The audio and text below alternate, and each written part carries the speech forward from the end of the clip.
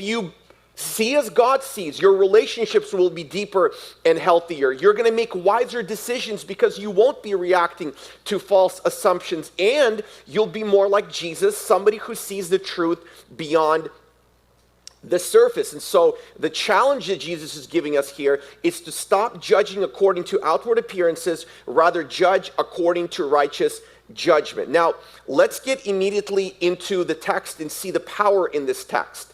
The people here are misjudging Jesus. And if you remember God's perfect timing sermon last Sunday, Jesus arrives at the festival of the Tabernacles. He arrives midway through the festival, not by accident, but by divine timing.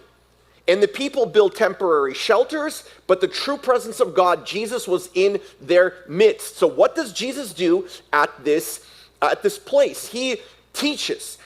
In that moment, the Word of God was proclaiming the Word of God in the very heart of Judaism. Jesus came into the temple and began to teach.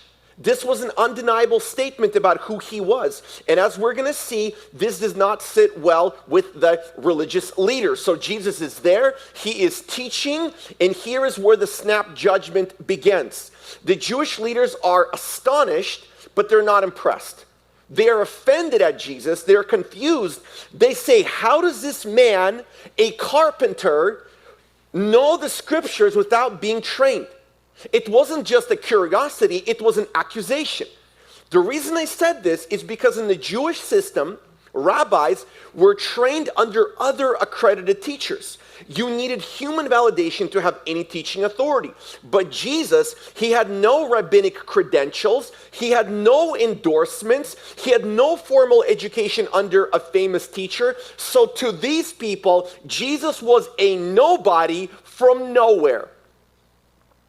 And he had no right to be teaching in the temple. In fact, even the way they were judging him, even the way they were referring to Jesus, they say, this man is dismissive. It is condescending. They aren't just questioning his knowledge, they are questioning his right to speak at all.